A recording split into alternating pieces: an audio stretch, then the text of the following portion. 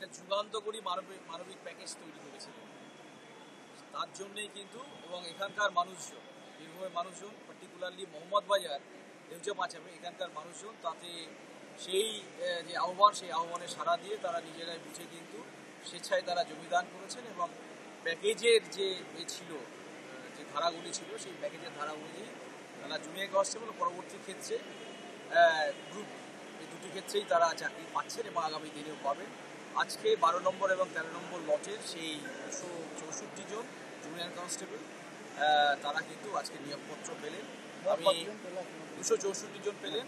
এখনো পর্যন্ত প্রায় 1400 নিয়োগপত্র হয়ে গেছে এবং আমরা আরও আগামী দিনে প্রায় 100 জনের মতো গ্রুপ ডি আমাদের নিয়োগপত্র এটা প্রসেসিংয়ের মধ্যে আছে, এটা চলছে। এটা একটা ধারাবাহিক প্রক্রিয়া। লটে লটে যেভাবে আমাদের এই যে জমিদাতারা তারা যেভাবে জমি দিয়েছেন সিরিয়ালি, সেই সিরিয়ালি অনুযায়ী তাদেরকে ডাকা হচ্ছে এবং তাদের নমিনেটেড ক্যান্ডিডেটদের যে কাগজপত্র আছে সেগুলো পরীক্ষা নিরীক্ষা করে আমরা সেগুলি করে পাঠাচ্ছি। ক্যাবিনেটের অ্যাপ্রুভাল নিয়েই এগুলো করা হচ্ছে এবং আগামী দিনেও করা হবে। এটা একটা ধারাবাহিক প্রক্রিয়া, এই প্রক্রিয়া চলবে। জমিদার প্রবণতা কি বেড়েছে?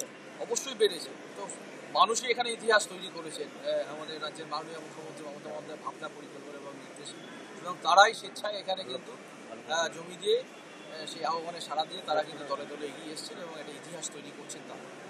ঠিক আছে।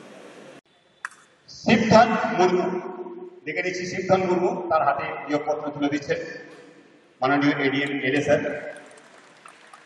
এরপর F2755 আসমা কাজী, তাকেও তুলে দিচ্ছেন তিনি। আমাদের এলএও স্যার, আমি তাকে অনুরোধ করছি মঞ্চের সামনে আসার।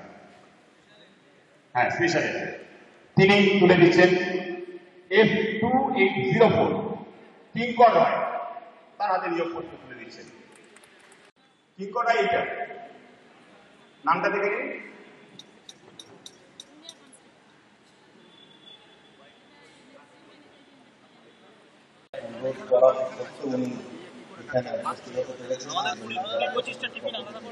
আমরা তাদের কাছে কৃতজ্ঞ। এই অনুষ্ঠানে উপস্থিত আছেন বীরভূম জেলা পরিষদের সভাধিপতি জনাব ফয়জুল হক মহাশয়। স্যারকেও আমি ধন্যবাদ জানাব, কর্মব্যস্ততার মধ্যে এই রকম